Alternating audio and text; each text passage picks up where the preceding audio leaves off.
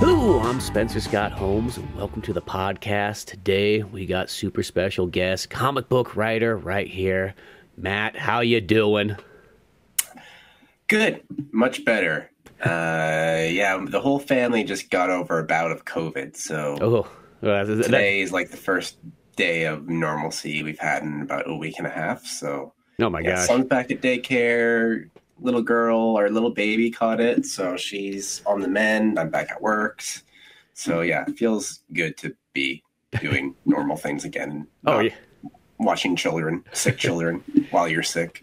I mean, the positive side I always say to it is that, like, okay, since you got it, it's almost like you're kind of good for right now. You got the antibodies working in your body, it's kind of taking care of it. It's sort of like sometimes it's almost like when you haven't got sick in a very, very long time and you almost feel proud about that, but then you're almost kind of at the same time, you're like, well, wait a second, what happens when I run into that area where there is a bunch of sick people, and next thing you know, I mean, is it going to be like hardcore because I haven't been sick in like 3 years? Yeah. So yeah, we're good until like the next awful contagious variant pops up, and then maybe we gotta start worrying again. Yeah, till like the next world disaster of some kind or what have you. Yeah. Although my partner, she didn't get it. She was stuck in here with 3 people with COVID, and she didn't get it. So her vaccines... Yeah, immunity's just really kicking in and all that good stuff. Yeah, well, that's good then. I mean, more power there. Hey, you gotta like that. Yeah. It's like I myself, it's like this is like that time period in California that like the allergies just seem to be hardcore no matter where I'm at. Like, I feel it's just that thing that, like... generation-wise, family has not been here long enough to evolve for the allergies that are presented, So it's no matter what, it's like these like 2 weeks where it's just you just always kind of have that feeling like you're a little bit nasally and just a little bit off and so on. And then it's like you see fluorescent light and you're like, no, turn it down. Sure. Yeah, I'm in Toronto right now, and exact same thing. Like, it's brutal every year. Yeah, I got like a bunch of. I don't know. I got a bunch of weeds I got to take out in my backyard. Those aren't helping. All the pollen and crap from that is just, brutal. That's how I am. It's just that, there's just trees galore around me. I live in the mountains of like Yosemite, so trees, plants, weeds, all that stuff, all that pollen in the air, and it's not enough rain to combat it or any of that stuff. But going into comics, you kind of shared with me on Twitter. That's kind of how we like sort of met up there and so on like that. And you're like, hey, I got a new book coming out, and I think you got a Kickstarter going for it right now too, right? I do, yeah. Till May 21st or 27th. May 19th. May 19th. Okay. 10 days left, 10 days left, and it's for a book called ID-10t, or Idiot Error. That's how I sort of read it as, And what I just really liked about it was like, oh, this is just a fun, dark, with comedy all in it and so on like that, and just very interesting twists and turns that kind of gave me a very almost feeling of like a Twilight Zone kind of episode in a sense. And I just liked them. Like, these are the kind of books that I like, topped off with really cool artwork, very colorful and all that good stuff. Cool. Yeah, I'm glad you noticed that. I guess the modern kind of equivalent of Twilight Zone that I kind of like to push in my intros is it's very Black Mirror-esque. Yeah, I know that's always those kind of the ones. I mean, my other podcast is Old Man Orange podcast, and I always say that like there's a reason why it's called the Old Man one, because all my references are always like, hey, let me give you a reference that's 70 years old now, almost. Or it's like, let's go talk movies from the 1930s. Yeah, but Twilight Zone works, But I think that's still the one that, generally, I don't know, I feel most people still at least have an idea, even if you never really watched Twilight Zone, You kind of know what it is, Like, the intro of, oh man, now I can't remember his name. Who intros Twilight Zone? Oh, it's throwing us on the spot right there. Rod something. Sterling. I don't know. Rod Serling. Yeah, okay, that's what I thought. I was just saying, it's like, on the spot. Oh, what is it again? Jeopardy question, oh God. Google is your best friend. Yeah, exactly. But yeah, that's what I kind of thought was really neat about it, is that there was those ones where you're seeing this character, and not to give any spoilers away, but just seeing like that build up going into it, and then being like, oh, wait, is it this or is it that? And you start making up those ideas as it's going along. But at the same time, I love the dark comedy of it, because that's my favorite thing. I love comedy. And comedy in comics is ironically not as common as one would think. Yeah, it is weird, right? I was thinking about that the other day. It's to think like it's such a good medium for comedy. Like you see so much of it in like comic strips. Well, yeah, that's the thing, is because, you know, the average person goes, there. funny pages, comics, you know, like they think that kind of stuff. And as that stuff kind of faded out, it's like regular comics just don't always capture comedy in there too often or anything like that. You know, it's like, I just noticed because like I do my book Pizza Boys, and I never run into anybody else generally at Comic Cons for the most part that does another comic book that's a comedy series, anything like that, you know. And even the few people I know just kind of stretched across the globe, you know, it's like there's Mashbone and Grifty and so on like that, but there's just not that many out there that there is, you know. So whenever I find one, I get more excited when I see that. Cool. Yeah. We're doing our part to push comedy in comics as much as we can, right? Yeah, I think so. I think that's a very important one there, you know. But yeah, let's go back in like the Wayback Machine and tell me all how you kind of got into comics and where we'll lead up to this point now. Sure. I don't even know how I got into comics. I mean, I guess just I've been a comic book fan for pretty much my whole life. Like since I think I've been collecting comics seriously since I was 13 years old. So how old am I now? 30, almost 34. So okay, so we're like literally like the same age. So okay, cool. Yeah. Yeah, I think I just reading them every week for most of my life. I was like, I want to try that too. And like I've always had like artistic pursuits. Like my first kind of passion was acting. So that was my first intro into kind of storytelling. So acting kind of faded out, and I went into like, I want to become a film director. That was like my passion in high school, and of course, like. When you're trying to make your own movies in high school, nobody's really going to write anything for you. So you have to write it yourself. And at that point, I was never interested in writing. It was just like a means to an end. I got to get like words on a page so I could film it and do cool stuff with it and kind of showcase, I don't know, my directing abilities. But over time, directing kind of went into the background, got less interested in that, but the passion for writing always stayed. So just kind of evolved over the years. Like I did a lot of screenplays. I wrote plays like for myself as an actor, and just kind of ended up into comics, and that's kind of where I stuck. It's a medium, writing medium I enjoy the most. I guess because it's the most collaborative. Yeah. It's the most, how do I want to put this? Like flexible, like, you know, with a screenplay, you have a very, very strict format that you kind of have to stick with. And for comics, like there is one, but you can be a lot looser with it. It kind of really depends more on, you know, the artist you're working with. So you kind of vibe with them and see what they like. Do they like, you know, really robust panel descriptions, or do they kind of want, you know, scaled back a bit so they can have more free reign to do what they want and experiment in there. So that's where I am today. Yeah, and ID-10t Error is kind of my first foray into independent publishing. So I published a bunch of like short comics and anthologies over the years, but ID-10t Error is my first self-publishing work. So that's also what makes it very exciting and scary and daunting. So that's my history in a nutshell. Oh, yeah. Well, see, that sounds kind of just like the same way that I sort of got into comics, because that's how I literally started off, is I just wanted to make movies, like from like elementary school, high school, college era onwards and so on. And I did that for a long time, along with music and acting and all that kind of stuff.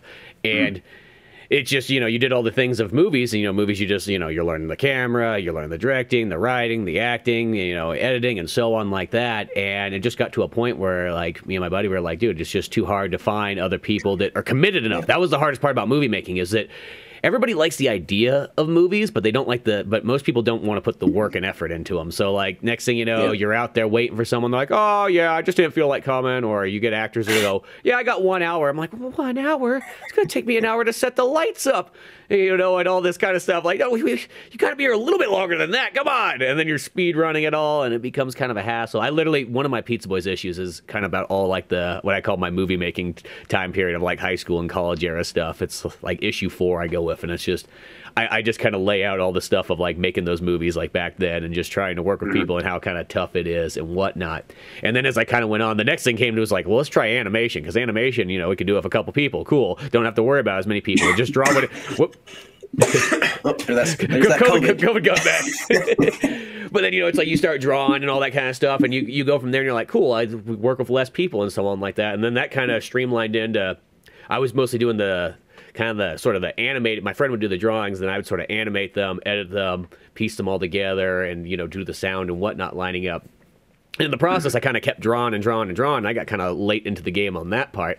But then I was like, well, you know, I've been doing this drawing for a couple of years on animation. Like, you know, I'm just going to give the comic book thing a try, because I think I can draw just good enough now. And then what I liked about the comic book was that I could write it, I could draw it, I could do the entire thing, and it was like 100%, it's all under my time. I never had to worry about somebody else having to be there, somebody else missing out, you know, not wanting to be totally dedicated the whole way through. It's just myself. And I think that's what makes comic books nice, is I kind of consider them, and then novels and so on like that, is almost like about the most pure versions of entertainment. And the reason I say that is not to downgrade anything else, but it's something that literally you can do by yourself, unlike other stuff. Other stuff, I mean, not saying that you might not be able to get away with doing some things by yourself, but you almost need at least a couple other people in other mediums, where these are the ones that like you can just streamline it down to yourself or just a handful of people and really create anything you want. Like, you got the power to do that, and I think that's what makes comics so amazing.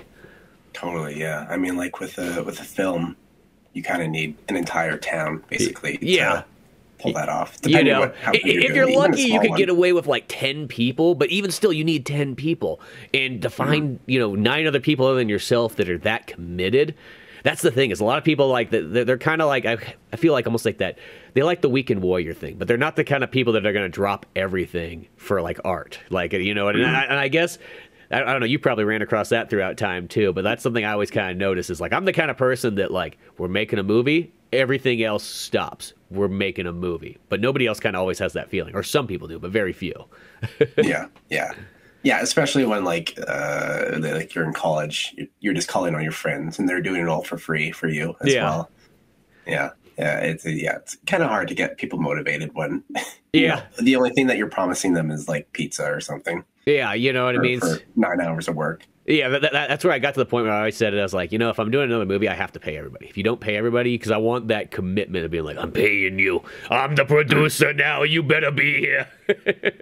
Yeah. I mean, as expensive as comics are to make, movies are so much more. Even like a small 10-minute film, like $10,000 is nothing to spend on a film. Right? No. Well, and it's like the thing too, it's like what I also like about comics too is the buy-in for them is not that bad, because, you know, movies, it's like the downfall of movies is there's always something else to buy when you're just thinking on the technical side.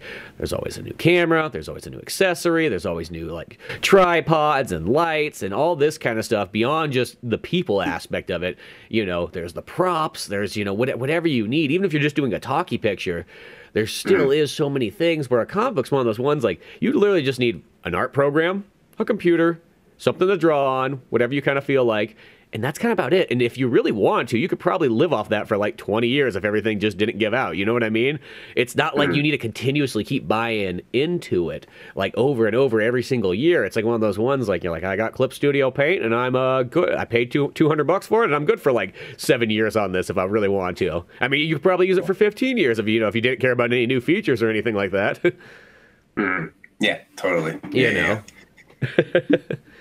Now, when it comes down to the writing, because you did the filmmaking and so on like that, do you always kind of write your scripts kind of more in a film style? Because that's how I pretty much literally write my scripts generally, is I still kind of keep that same... It literally is like writing screenplays in my book. Like, I just kind of do them that way, you know, except for I just kind of mark the pages as like the thing that separates it, like pages for the comics that don't necessarily line up as well if the pages like is like a 1, 2, 3, 4, 5, but that's how I always go about it. Yeah, totally. Like, I mean, I still kind of use film terminology when I'm writing my scripts. I mean, I guess in a screenplay, you wouldn't put in like, oh, close up on so-and-so. That's a no-no. But in comics, that is not the case. So yeah, every panel description, I kind of put in like a close up on so-and-so or medium close on them, high angle, stuff like that. And yeah, I try and go as like robust with my panel descriptions and I don't know, cinematic visual as I can. Yeah.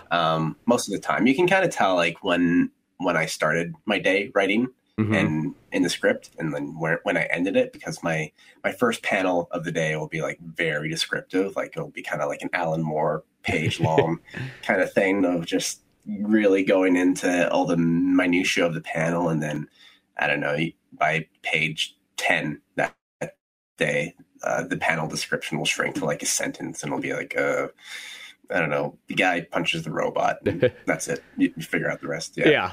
So, yeah, for sure. I never thought about it, but yeah, I think my kind of filmmaking, I don't know, roots totally kind of influences how I write the scripts. Yeah, because I mean that's what I noticed myself is that was almost like my one real advantage that when I kind of got into comics is like, well, I have all the knowledge, I guess, of all the years of filmmaking and videos and so on like that. So now I can implement that a lot of people that might be way better artists than me, but that's okay because like they might not know all these, you know, all the film kind of things that they haven't studied that aspect of it. So I felt like I'm like, okay, at least I can work with that pretty darn well. Yeah. And I mean, whenever I do that, being really specific with panels, I kind of always let my artists know, like, the caveat of this is just, I don't know, there's some, I guess, pages or scenes that might need to be very specific depending on the story. But for the most part, it's, you know, suggestions. If you have a better way of staging it, by all means, go for it. You're the professional. You're the visual person here. I'm just the lowly writer. Yeah, exactly.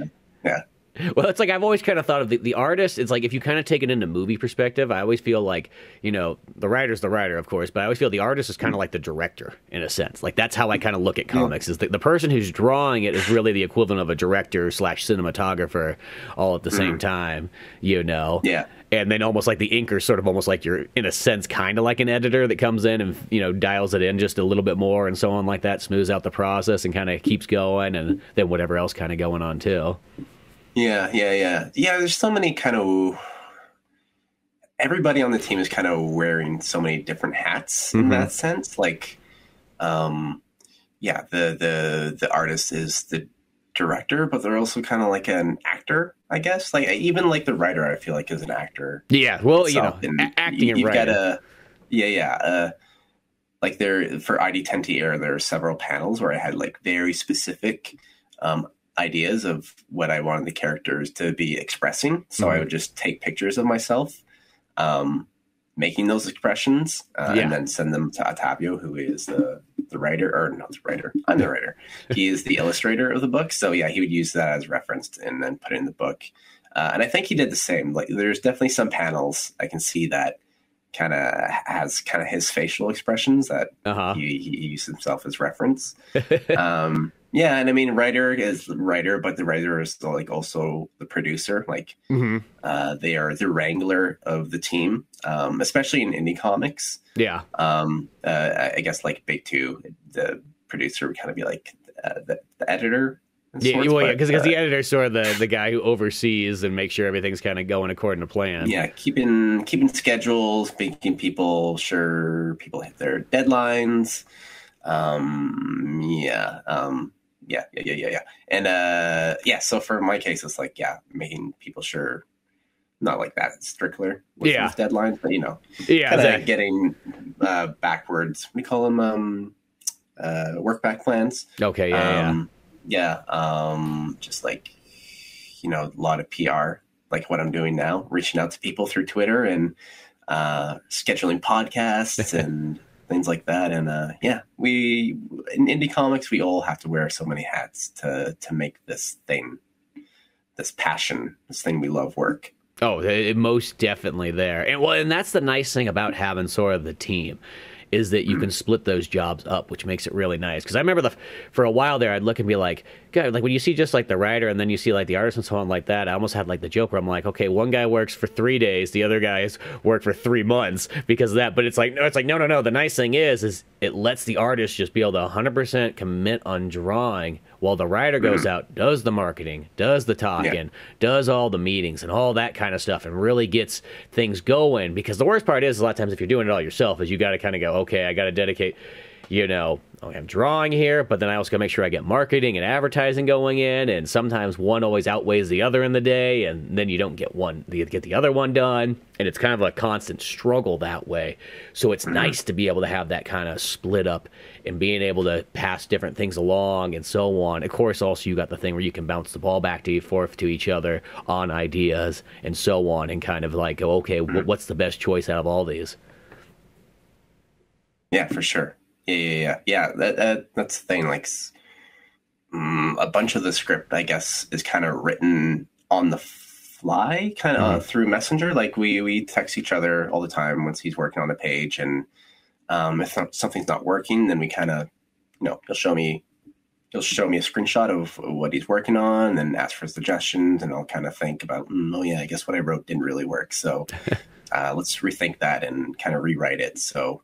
There is like on the last book, the one that you read, I think there is like 3 pages, maybe more, 4 pages in there that was not written script. It was just all written through Facebook Messenger. So I was just texting him like the panel descriptions, and then he would kind of go off there, and then once he drew like the thumbnail, and we kind of worked out like, okay, this is what the page is going to look like. He drew it, finalized it, and then after the fact, I went and put in all the dialogue. So almost.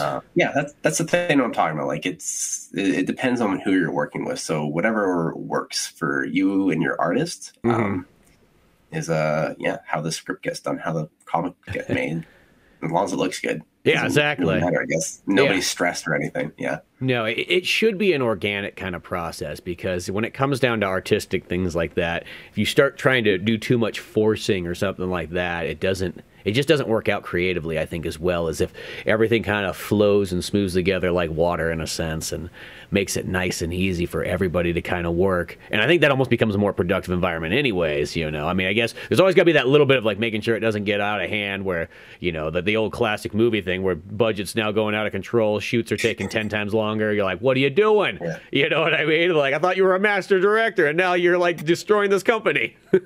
Yeah.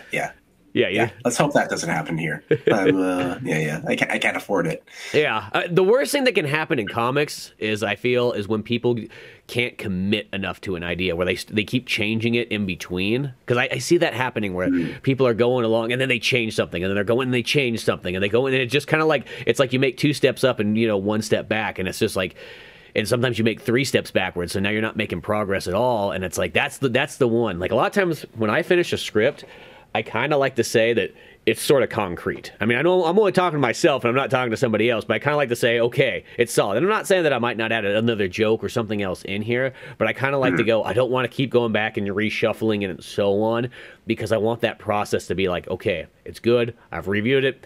You know what I mean? Like, all in all, other than small kind of line changes, or sometimes every once in a while you get there and you go, well, that paragraph isn't going to fit in the panel, but let's trim a sentence out or something. But beyond just that kind of stuff, I like to say the core story and what's going on is solid, and we're just going to go to the end. And I keep saying we, like I got somebody else here with me, but I don't. You think of yourself as like the writer and the artist, like there are 2 entities kind of within you. It's like Fight Club over here or something like that. Yeah.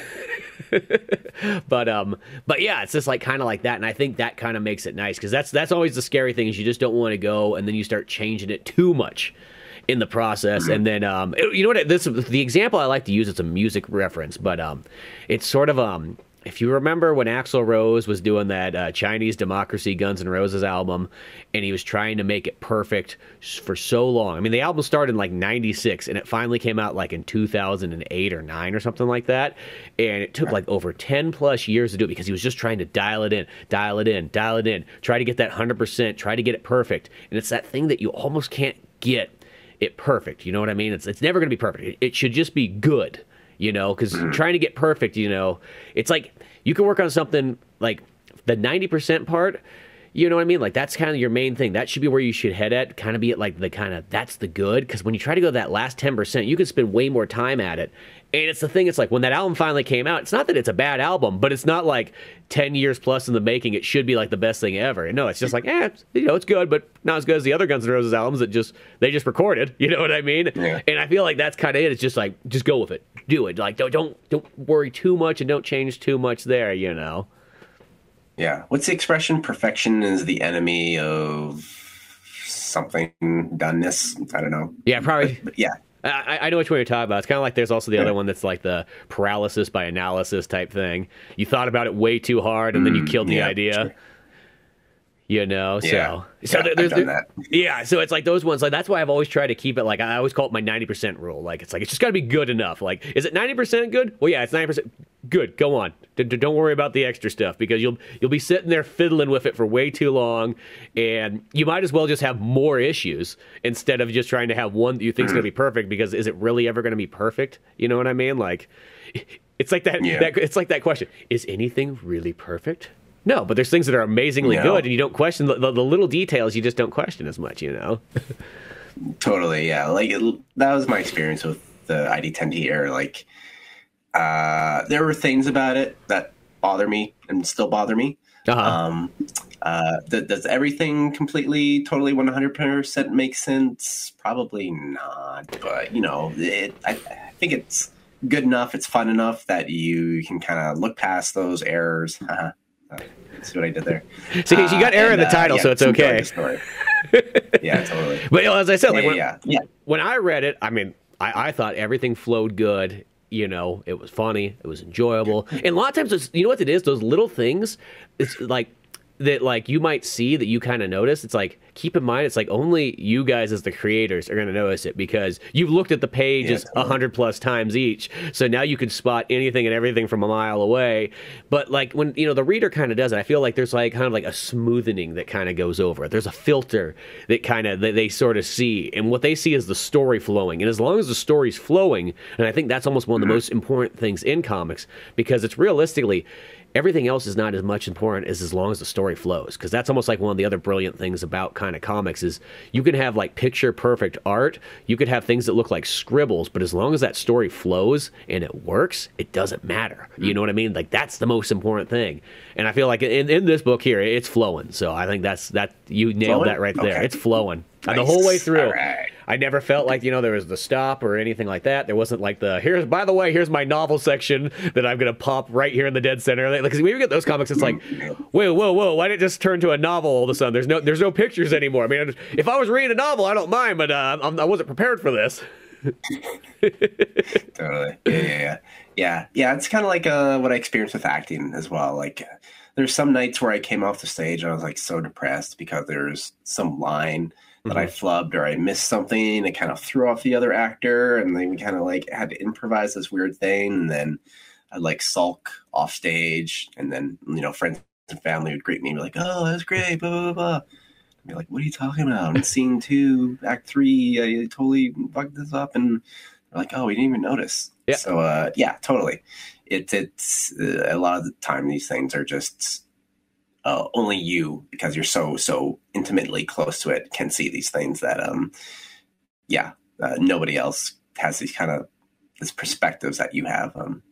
So good. I'm glad to hear that it was flowing. That's my favorite part of the story. Yeah. I agree. Like I think it has a good flow, it has a good structure, and it's never boring. There's never a spot where like things are just kind of dead and nothing's really happening. So out of everything I wrote for that book, that's my favorite thing, is that I think the flow and the structure are really top notch. Yeah. So that's my one thing I'll pat my back on about, even though there's other things that bother me. But yeah, as I said, those things, they're all the little things that like only you're gonna notice anyways. And sometimes that's like the stuff that you gotta, like, I tell it to people all the time. Doesn't matter what kind of media it is, but it's just that kind of thing that, like, you know, that stuff that you might notice, nobody else sees. You know, like, you know, it's kind of like hitting just like one wrong note, like at a concert or something like that. Realistically, nobody there's paying that hardcore of attention. You know what I mean? And even if something is just slightly off, it's the only person who's going to maybe know it is somebody who knows really hard. They're like hardcore looking at it because they're studying it. You know what I mean? Like maybe for their own kind of book or something like that. But even still, they're probably not going to notice it, and so on like that. You know, but yeah, as I said, hit all the right notes there. Everything works and flows. Color's great and so on. Now, does the artist guys live in Toronto area, or are they? Because nowadays everything's so spread out anymore. Yeah, no. That's the age of the internet. Everybody is in their own little corner of the world. So Otavio is from Brazil. I'm not sure where in Brazil he is. I think he lives somewhere kind of like remote, like a little more rural area. But yeah, he's in Brazil. Baird. I don't know where she is. She's in the United States somewhere. And same with Frank. He's in the U.S. So, yeah, I mean, I just met everybody through internet. Otavio, I met him through Reddit. So there's this subreddit for comic creators, like people who kind of want to meet up and collaborate. And, you know, you kind of go on there and you pitch your idea, and maybe somebody will raise their hand and be like, oh, I'm interested in working with you, or vice versa. You know, you'll post your portfolio and be like, does anybody want to hire me for the project? I'm available. So yeah, that's where we met. And kind of, now since then we've been working with each other for, God, I don't know, 3 years, 4 years, something like that. And then Baird, our colorist, I just found her on Twitter. I literally just typed in colorist in the search terms on Twitter, and she came up pretty quickly, and like immediately her colors blew me away. She's also like an illustrator in her own right. She does a series with Eastern Diverna called A Guardian. Oh, really? It's a what's the kind of like meets. I think he describes it as Game of Thrones or Lord of the Rings meets the Iron Giant or something like that. Oh, that's interesting. Anyways, it's a really good series. It's like a very, very cool fantasy series, and her art on it is amazing. She colors and illustrates as well. So yeah, I think Volume 2 is launching on Kickstarter in June. So if you want to check that out, keep an eye out for that. And then Frank Sekovic, I was just kind of aware of his letters, just as a fan, and I just jumped at the opportunity to see if he wanted to join the book, because his stuff is so good. It just doesn't look like your typical comic book lettering. It's each project he works on is so unique and different, and you can tell like so much thought goes into every little thing that he does. So it's a pleasure to work with everybody. Well, you know, and I always kind of think that, like, you know, between like the letterer and the colorist, those are always like if you ever just kind of want like the perfect jobs in comic books where, like, you know, you probably can actually get a lot more work and just focus on, because it's that thing. It's kind of like no different than even like being in a band or even like movie making and so on like that. You know, everybody shoots to be in the writer and the director. Everybody shoots to be in the lead singer and the guitarist and so on like that. But if you kind of play bass and you play drums and so on like that, there's so many more gigs you can almost kind of get. You can fit in a lot more to things and kind of come in, and everybody needs you. You know what I mean? And it's the same thing. Like, it's like a movie. It's like being the producer. You know what I mean? Like, you don't really realize that, but if you kind of like shoot for like, hey, my first and foremost job I want to be in this is being a producer, like that's not the one that people jump at right off the bat. So, you know, you can kind of come in and start doing all kinds of work, and that's where I think that there is something nice about being that kind of colorist and or letterer, like when somebody's kind of like the master of that. And I think all those ones too, anybody who kind of does that work generally also draws and all that other kind of stuff too. You know what I mean? Because I mean, really, how'd you get a master of coloring without drawing? You know, what do you think about it? Yeah.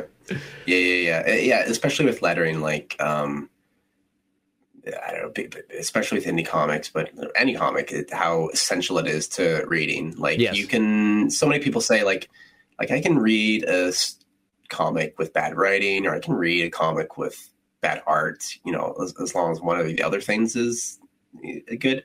But no matter how good the writing is or how good the art is, I cannot read a comic with bad lettering. It's just impossible to get through. So getting a professional letterer like Frank for your comic is the probably the best money that you'll spend on the book. Yeah, well, for sure.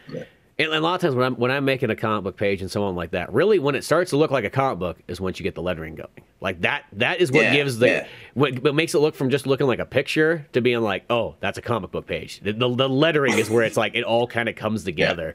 And that's almost like one of my favorite parts is when you see that, you're like, okay, now it looks right. Like if you have that like in between part where you start questioning it, once that lettering comes, it's okay. It's going to be there. Yeah, and that's the last part of the process too. So you're like, oh wow, I made a comic, huh? Yeah. Cool. I mean, for me, since I do it all myself, I started doing the thing, like, after a couple issues, I started doing my lettering in the dead center.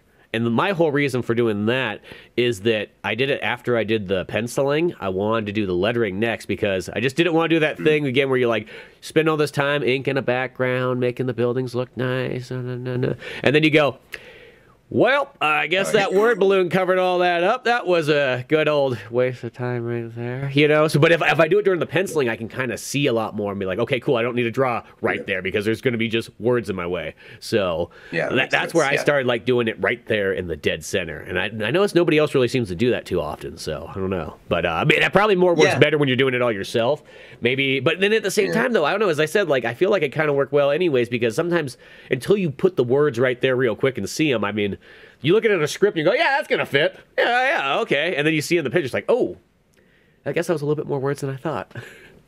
Yeah, for sure. Yeah, I've definitely had to go back and trim some stuff because, there's not enough space. And I'd rather, lend the space to the pretty pictures than just some words that I've made up that's probably just way too expository anyways, or... is I don't know, just something that I find amusing myself and doesn't actually need to be there. So well, and that's another one I always think of. Like this comes to like almost anything indie, but like is when like things get too wordy. You see it like in certain comics where it's just like somebody just really likes their writing a little too much. So next thing you know, they got these big fat paragraphs and these big old pages and so on. And it happens a lot in video games too. I notice like indie video games, it'd be like whoa, pump the brakes on the words here. Like you don't need the. If I pick up a little note like in a knockoff Resident Evil game, there should not be 15 pages of like you explaining backstory in here. Like Resident Evil always got like their longest ones maybe 5 pages, and it's like once you got far into the game, like most of them are all just a couple of pages long each or something like that. And I always think that's kind of the key thing is to get that dialed in. I mean, and I know it probably comes from like when I think of people like our generation, the first and foremost reason why that writing comes along is because you grew up watching like Quentin Tarantino movies, Pulp Fiction, all that good stuff, and Kevin Smith stuff. Like that's like the two principles of like, man, those long conversations are awesome. I want to have those too. And you got to be careful because like they can totally work, but you don't want to have it where it's just filled to the brim with all that stuff. And you go, is it as good as like, is it up to that Kevin Smith level or that like Tarantino level? Yeah. It's probably not. Yeah. Like at the end of the day, it's like, no, now it just sounds like you really either one, wish you were this kind of person, or two, now you just sound sort of full of yourself and so on. As I said, I notice it in video games a lot, but comics is also one of those ones too where you'll see it's one of those like indie mistakes I kind of feel like you see where it's just like it's good to trim that down, just get to the right the right dialed in amount. Like what is the most important part out of here? And then once again, there is a time and a place, and I'm not saying that certain places don't work for it, but nothing's totally like can't be done. I feel everything has its own. Anything that can work, even all the broken like ideas and so on like that, they can work in the right spot. Yeah, for sure. Yeah. And I mean, that was the kind of lesson that I had to learn throughout. The dialogue was the stuff I rewrote the most. The dialogue is always the hardest thing to write for me. I don't find I'm like super great at it. So especially when I'm writing a script, I don't want to get caught up and bogged down in the dialogue because I know if I'm going to really try for the dialogue, I'm going to write it and I'm not going to like it, and then I'm going to like feel grumpy and depressed and I won't want to write it anymore. So for when I'm doing the script, like if I have a piece of dialogue that I know I like, or that I've kind of had in my head for a while, then I'll write that down. But for the most part, I just kind of slapdash it. Like people speak in very, very expository ways, and like very unnatural ways, and I'll just keep it there as like placeholder dialogue. So I just know what people are going to say, and then I can move on with the rest of the script and kind of keep things flowing that way. And then that's the last thing I do is, after some distance, you can go back and look at it, and then you can just really kind of focus on that piece of dialogue to get it right, and to make it sound good and natural and all that. And you're not wasting time like getting held up getting the rest of the script done. So my scripts are always full of like what do you call it, yellow highlights of dialogue where I know to myself like, okay, that's got to change. That can't stay. It's a placeholder. So would you say that you're more like the best part you like to kind of do more anything is just like the core story part, like that part, like the, in a sense, like the treatment in a sense?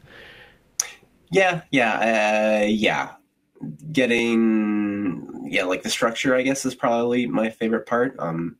Getting like the flow of the story, all the characterizations. I probably have more fun writing the panel descriptions, believe it or not, than the dialogue. Like I said, I kind of dialogue is cringy for me. I don't like going through it unless like I have like a piece that I've been saving for, COVID again for a while. So. Well, it's like that's kind of like, because for me too, like I like to have a lot of the panel descriptions in there because I actually work best by writing everything out. Like, where some people can do little things like, oh, I have little sketches here that kind of explain to me how it is. Like, I just write everything out. I like everything in full writing. That's the easiest way for me to do stuff. It's actually the easiest way for me to learn. Is I learn better from reading something than seeing something or listening to somebody or watching something. I can actually, if you just give it to me in like page form, like I'll get it down. And so I feel like in my scripts, I like to really have that kind of description in there and that really like heavily detailed, just to make sure that's like, okay, everything here, like even just like some stuff where it's just like notes where it's like, okay, the hand placement's going to be right over here and something like that. I mean, granted, I'm drawing it, but like, I just like to have all those little things kind of complete in the script, instead of having a more looser script, just to have a real, like, it's filled to the brim with everything that kind of what I'm thinking about right at the moment. Let's just type it in, Yeah, same, for sure. And then I'm always pleasantly surprised when none of that stuff like makes it into the script and something much better than what I write comes in. Yeah. But I always feel like I want to write it down to make sure at the moment I know. Because sometimes you do that thing, you're like, I'll remember that later on. No, you won't. No, if you have an idea, you write it down this second. I've lost so many ideas. Yeah. So many plot points, so many character moments have come and gone because I didn't write it down. Yeah. It's one of those ones. I used to always carry around a notepad everywhere I went for the longest time, and now I still have my notepad, but I also just fill up like Microsoft like OneNote on my phone all the time with like, idea, write it down real quick, type it in. Yep, that's the way to do it. Yeah, because it's like one of those ones that's like, no. You write down everything. And you never know. Like, you know what I mean? Like, some stuff's going to be kind of like, hey, that's a great idea. Some stuff might just be kind of okay, but I feel, put it all in there. And you never know when you might use it. Because sometimes it's that thing. Like, I've pulled out, like, old, like, notes that I've had that are, like, over 10 years old. And you find, like, a joke or something in there. You go, man, that's great. You know what? Yeah. Bringing that back out. I'm revitalizing that, And that's the thing is you just write those things out. And you keep that kind of, like, all those notes and anything there is, I feel that's such a important way to keep all that information there. Yeah, I'm kind of jealous of that. Like something similar happened to me where I found like an old note. Like I did the same in my 20s. I wrote everything down, and I ended up finding an old notebook of just like full of my ideas. I was like, oh, okay, cool. Maybe I'll find some like good nuggets in here that I can repurpose or reuse. And I looked through it, and I was like, nope, this all sucks. Trash. I remember there being like, there was almost like a cutoff year that I noticed where like the ideas started being generally like, they almost kind of stayed in line of being like, okay, these are all pretty darn decent. It's like almost like the stuff that like when you're like 15 years old, you're like, well, okay, those are kind of goofy kid ideas and so on like that. But there was like a certain point where I found in my notes where it's like, okay, for this period forward, like I almost want to say from almost like 2021 forward, it's like, okay, the notes have all been pretty like solid from this. It's almost like it got figured out and everything like that. Yeah. And it's like, that's where I sometimes like can find stuff and cherry pick some of these ideas out and go, okay, hey, here's what's cool. And then you add a new twist to it and it starts building up and snowballing effect and out and so on. And you got all this good stuff kind of going there and whatnot. Yeah. Yeah. Like, I guess the ID-10t era is kind of a product of that, because the idea came in university when I was like 21. And it was kind of started and then stopped. Like, I kept picking it up over the years and for whatever reason kind of dropped it again. But when, like, I don't know, a couple of years ago, like I said, I wanted to like write my first comic. So I kind of went back to the well and took this idea, and I thought, like, this is a good book for just like a standalone story that's one and done, and you can just tell it quickly and get out, and just it's not going to be a spiraling thing of a story, and like that was the original intention. It was supposed to just be a one issue thing, but then more ideas came in. Well, yeah, and you get into it. Yeah, and all this stuff starts happening and whatnot. The nice thing, though, is this issue self-contained, though. Like, it's like one of those ones, if this was the only issue you had out of it, it has a solid beginning to end. It's not just like a hardcore, like, tune in next time to see what happens. It doesn't have any of that kind of stuff. We're like, because I feel cliffhangers can work, and they can also, like, not work at the same time. So it's like, I thought I was kind of done here. Well, I guess they want me to go get the other one? I don't know. But I think this one leaves off enough where it's like, hey, this one's kind of a concluded story, but there might be something coming next. And I like that kind of... By the way, here it is. Oh, there it is. Look at it. Yeah. Nice old... I got a test print, so I have 2 copies. Perfect. So, depending how the Kickstarter does, these might be the only 2 in existence. But where'd you get yours printed at? This place in... just north of Toronto in a city called Vaughan. It's called Copywell. Okay. So yeah, a lot of Toronto indie creators use them. They're really great. They're really amazing. Like, really cool people. They're so helpful. Like, especially to me, who this is my first time printing, and I know absolutely nothing about printing. So they've been very patient and handholdy, and it's just really nice and helpful. And they're awesome, and they make really great products. Yeah, their stuff looks amazing.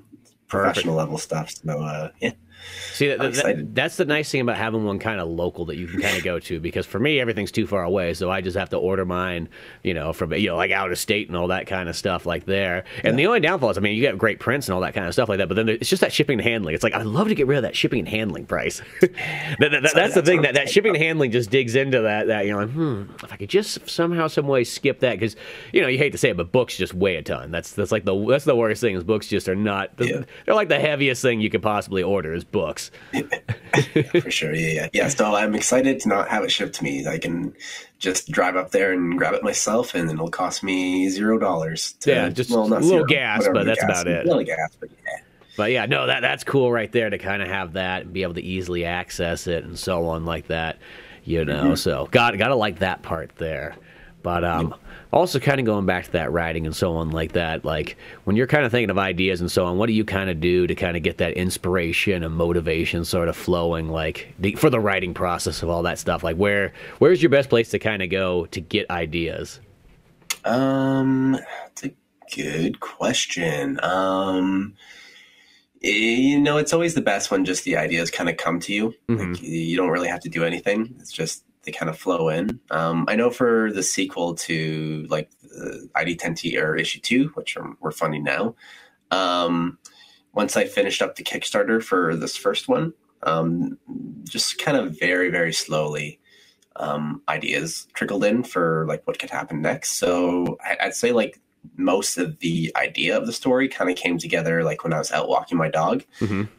So yeah, just like there's like basically just gags kind of came to my head, like what can happen in issue 2. No like real character moments or story or anything, just like funny little bits that would happen next, and kind of around those gags, like story kind of came from those. So very slowly, just like on those walks, just kind of like letting my mind wander. That's where the whole story came from. And, after, I don't know, a long time, maybe 2-3 months of walking dogs and, while I'm making dinner or something, or just kind of letting my mind wander, the story very slowly kind of came to be. And, and then from there, it's just writing it all down.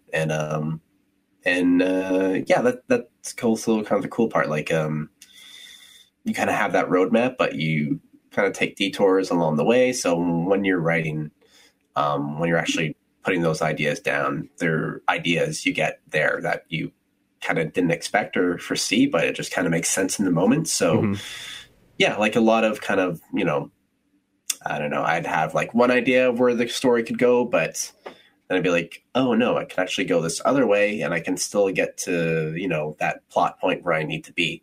So it's just kind of a weird, unexplainable, but very natural process where, how it happens for me at least.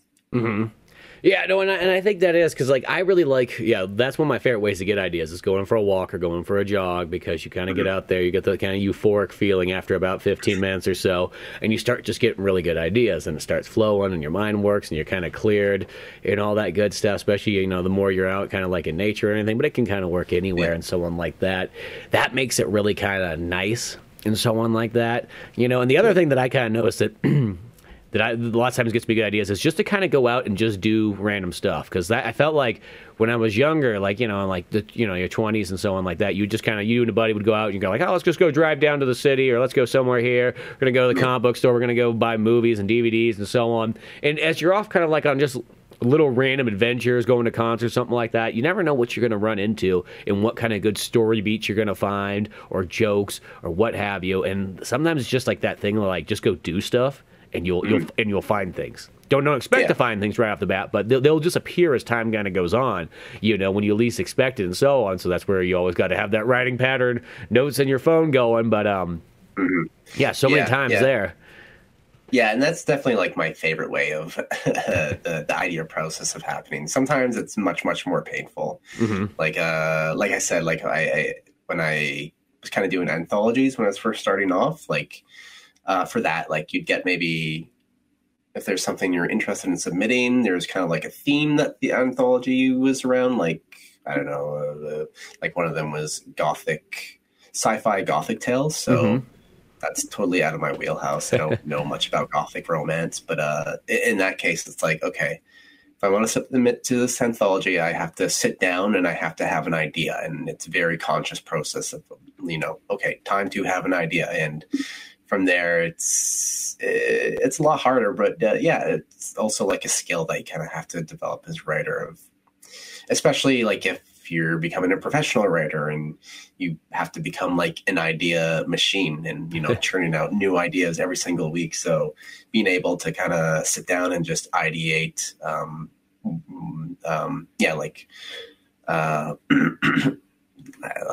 did kind of like word association, or just kind of like would type in, or no, write down like a word in the center of the page and then kind of branch off from there and kind of like have those ideas from there. So and then it's kind of like seeing what you get just from that brain throw up and trying to kind of cobble something together that works. That's the other kind of route you can go into. Yeah, exactly. Sometimes it's not as fun. Well, and I feel like if you were going to do something like, hey, I'm doing the gothic horror romance, whatever like that, the best way to get kind of into it is you just drown yourself in the material.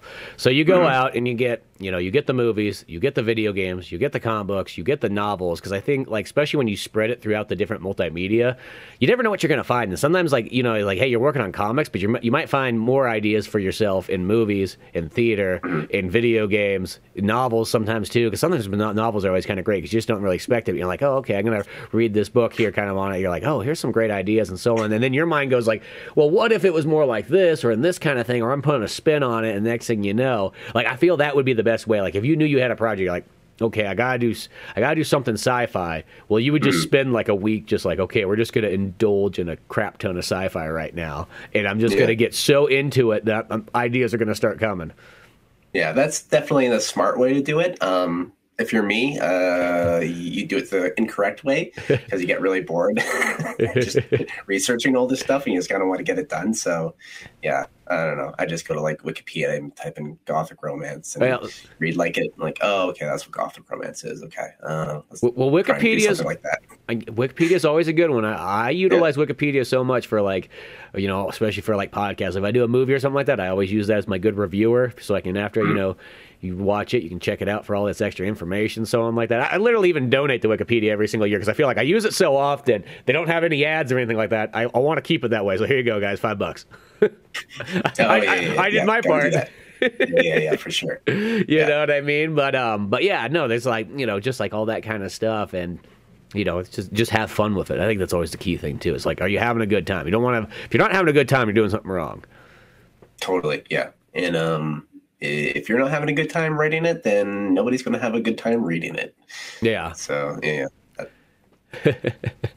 But yeah, I know we're kind of getting close to the end there. I know you said you got about an hour. You need to get back to all the good things of life and all that. Yeah, all that stuff. But yeah, okay. So where can everybody find you? You got the Kickstarter going. You got a website or any of that kind of stuff?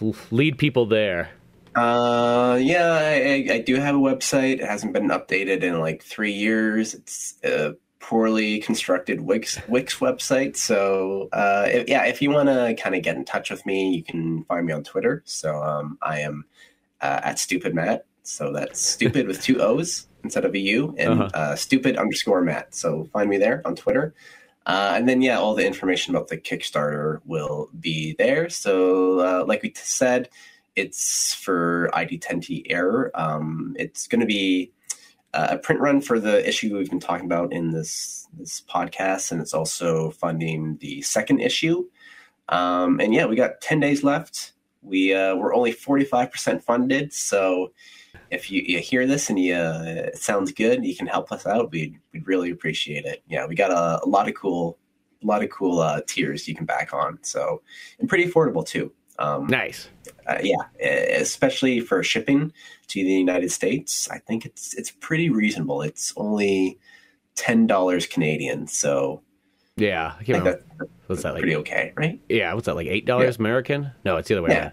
Or because the Canadian's higher. Canadian's higher.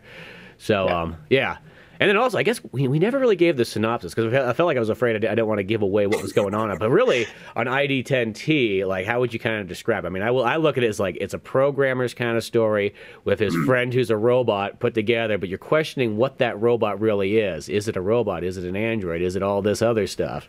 And he's abusing his friend, too.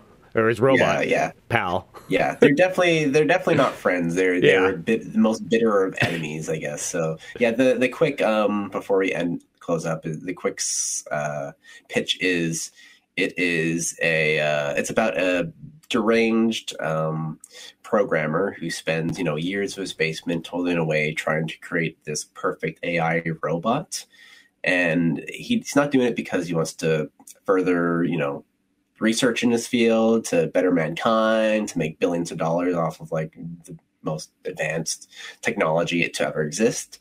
The only reason he's doing it is so he can immediately destroy or immediately torture and destroy this thing that he's created. So when the AI gains consciousness for the first time, it's not into that idea, and it does everything it can to desperately escape its insane creator. So from there, it's just kind of a cat and mouse game. These two beings kind of going head to head. Bradley, the programmer, is trying to kill this thing, and the AI is desperately trying to escape. So that's issue 1. And without going into spoilers, issue 2, the AI escapes. And then, Bradley kind of has to track it down across the city of Toronto to, enact his revenge, and it just kind of expands that weird vendetta between these things outside of the one location of a basement out into the real world, into a city. So like I said, it's a comedy. It's lots of fun, and if it sounds good to you, check it out. Yeah, as I said, fun times are definitely in store here, and the twists and turns are really good. As I said, once you see the kind of the start of this, and as it kind of unfolds, there's way more layers going on this whole programmer and his robot friend. Well, he's not friend, but robot torturer friend. I guess they were technically friends at one point, many moons ago. Yeah, sort of.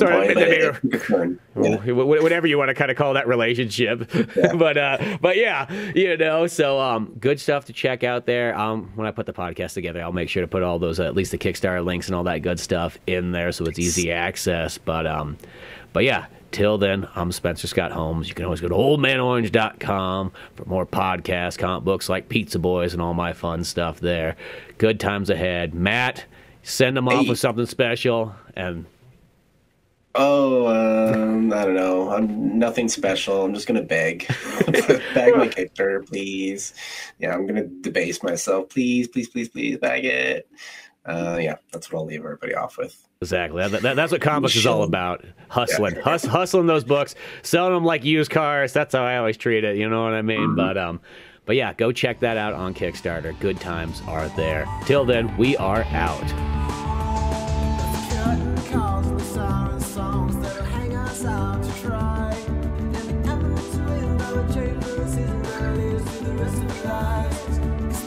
Says got another friend, as will tell no